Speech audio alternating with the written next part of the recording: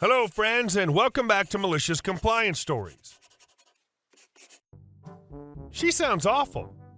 In general, if you live in an apartment, you're going to hear your neighbors. Get over it, lady. Especially a blender? Come on. Next, she's going to say you can't use your alarm to wake up in the morning because it's too loud. Here we go. My neighbor complained about how loud my blender is and told me to stop using it every morning. So every morning for breakfast, I make a smoothie in my blender. It's easier, healthier, and faster and tastier than cooking, so I much prefer it. It's a regular old Oster blender. We just gotten a new neighbor in the apartment across the hall. We hadn't spoken until one morning she intercepts me as I'm leaving for work. She seems like the very fussy type, and he talks really fast. She introduces herself and asks me my name and asks if we can talk. I said sure. And she tells me very quickly that my blender's insanely loud every morning and told me I need to stop using it. Before I could even say anything or apologize, she turns around and walks back inside. I'm driving to work and thinking, I've been doing this for 5 years now and no one said anything, and it seems pretty quiet even inside. So after work, I decide to test it out. I turn on the blender and walk outside my apartment and close the door, and it's a barely audible hum. I can't even imagine how much quieter it is after going through another wall, so I decide I'm just going to keep doing what I'm doing. I make my breakfast like normal, and 2 days later, as I'm leaving for work, she intercepts me again. She asks me why I didn't listen to her, and I explain that I don't feel the noise is unreasonable, and that 2 days ago I tested it myself and stood in this very spot and could barely hear it. So I can't imagine how it's insanely loud in her apartment. She starts threatening me that it's my last chance to listen to her before she goes to management, and I tell her that I actually would like management to be involved. This seems like a situation where we need a third party to determine if I'm making an unreasonable amount of noise, and if they say I am, I'm happy to stop. This was 4 days ago, and I haven't heard anything from the girl or management. What a weird thing to complain about. You don't even share a wall. And our second story. Couple expect garden to be done without gardeners. A bit of background. My parents work at a site that used to be host to this old Tudor period mansion, 1600s. The mansion's no longer there, but the moat and surrounding work and servant houses are still there. The plot inside the moat where the mansion used to be is now used for weddings, and my parents work as gardeners to ensure the entire site is in perfect condition for each wedding that takes place every 2 to 3 weeks. Couples can also stay in one of the old servant houses there that's been redone to house such couples. It's a nice place in the idyllic countryside, so it's not a bad place to relax in the lead up to the big day, while also being involved with some of the preparations. Now, my parents have been doing this for 9 years. They've never had complaints from couples before.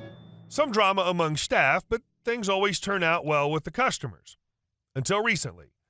A couple have hired the plot for this coming weekend, also electing to stay in the house while they wait. They know there will be work going on for their wedding. It's what they paid for, and the complaints came in. When my parents and other staff members showed up to do work, cutting the grass and ensuring the various hedges were preened and in their proper sculpturesque shapes, the couple got mad. They stormed out of the house and started giving them an earful, raving about how the noise was ruining their peace and that the people themselves were an eyesore they didn't want to have to see out of the window. They also said how apparently they like to walk around outside naked and so didn't want anyone around. The staff tried explaining that they need to get work done for the wedding, but the couple essentially told them to figure it out and to otherwise stay out of sight. This area is completely open. To stay out of sight would mean not being there at all. But the couple were adamant. The staff all talked it over with their boss, and in the end, they decided to abide by the couple's request to stay out of sight. So they all left.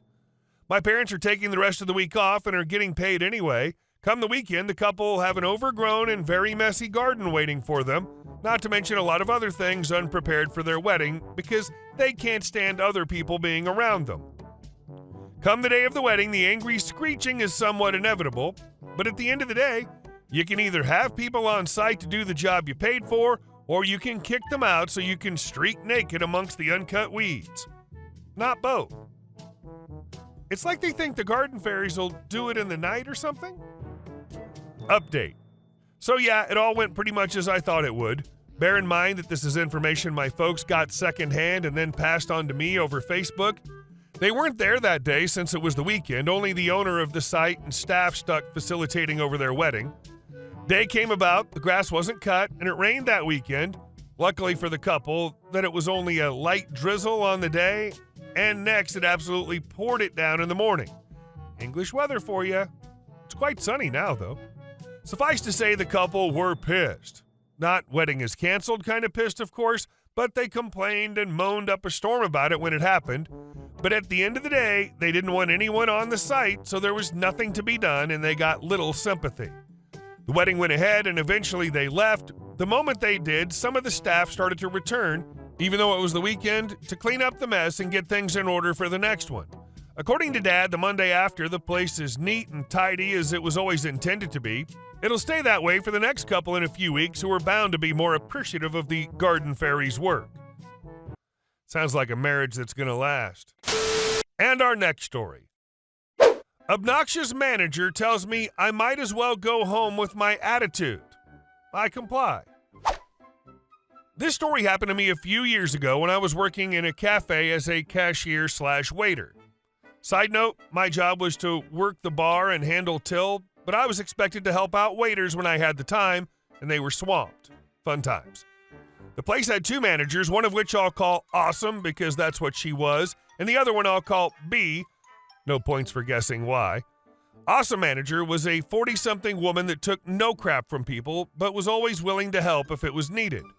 B, on the other hand, was an entitled brat no older than 23, insisted that everyone referred to her by her full name, and generally spent her time at work berating people and chatting with one or two friends. Either way, due to some sort of scheduling shenanigans, it turned out that for a weekend we would have only myself and one waiter working in there. I still have no clue how that happened, or why would everyone be okay with it, but we ended up having half the necessary workforce for a weekend.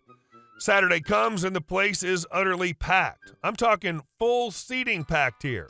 Awesome manager helps me and waiter out. We're exhausted, but managed to pull through. I was hoping Sunday would be less stressful. Boy, how wrong I was. Sunday comes and it's B who's on the shift. As it goes around 1 or 2 p.m., the place starts getting filled in, and both me and waiter are running around like headless chicken trying to serve full cafe. B sitting in her office, despite me walking up to her and asking to help us. Okay, whatever. The rush dies down a little, but I have several orders for tea and an empty boiler, seeing as how I didn't have time to refill it. Water goes in, I go behind the bar and wait.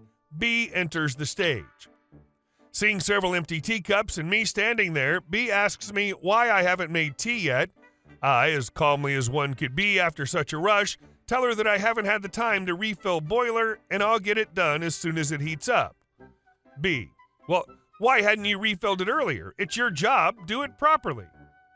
At this point, I was already stressed out enough for me to slam my fist down onto the bar and point at all the tables seated. Me, I didn't have enough time, and I told you we needed help half an hour ago. I'm doing my job as well as I can while being understaffed. This has definitely struck a nerve as she looks me in the eye and goes, if you can't control your emotions, maybe you should go home right now. Me, sure, I'll be on my way, and I headed to the dressing room. She naturally decided to follow. B, I will make sure to fine you, an amount of money nobody here would get, for leaving the shift early. Me, I don't care. Feel free. And just like that, I left my shift not even 5 hours in. I honestly felt so relieved this day, it made me realize that it's not worth it to put up with abuse on your work just for a paycheck. As an added bonus, next time I came on my shift, B was going out of her way to not talk to me, and I haven't had any fines for leaving that day. Though I did apologize to waiter, but he was understanding. A few days later, I had a talk with HR who told me that it's pretty hard to find a job these days, so maybe I should be more reserved. I told her that I was planning to move cities and this was my second to last month of working there. She didn't have much else to say. And our next story. Use less bleach. Okay. This is an old story. I was a warehouse associate/delivery driver and was responsible for cleaning the warehouse restrooms 1 day a week. I would use a cleaner with bleach because that's what we were given. Then I'd mop the floors with bleach water. A lady working in the office area always complained about the bleach smell, trying to be courteous. I diluted the cleaners I was using, but that wasn't good enough. The complaints got worse and worse. The boss was getting irritated with me. I was barely using any cleaner at that point, and I got an idea. Without telling anyone, I rinsed an empty spray bottle a few days in advance and filled it with pure water only. The mop got a fresh head and the bucket was rinsed. My cleaning day came and I began to go through my cleaning process with nothing but water. Office lady starts gagging, coughing, and complaining. Boss flies through the warehouse door in a fit and says, "How many times do we have to tell you to use less bleach? This is ridiculous." I agreed with him that this was in fact ridiculous and told him that I didn't even use bleach or any other cleaner at all that day. I never got any apologies or anything, and occasionally she'd still gripe about the smell, but she ended up leaving the company a few weeks later. Pretty much everyone was chill at that job, and that's really the only issue I ever had there. I had to clean the bottle real good, filled it with fresh water, and then drink it to show the boss it was just water. And our last story. The HOA blocked a disabled person's driveway. So my HOA management company hires a plow company to clear the roads and driveways in my neighborhood. 3 times now, the people they've hired have left a large pile of snow in front of my driveway, and I can't even back out of my driveway. They haven't done my driveway either, but have done my neighbors. First 2 times was during the week, and I was able to get a hold of them to get the plows right back. This time, however, no one works on the weekends for me to let them know. I tried calling off-hours line, but they told me it's not considered an emergency and that nothing can be done. Hung up on me with zero remorse or help. Tried calling the plow company directly, but no answers or returned calls.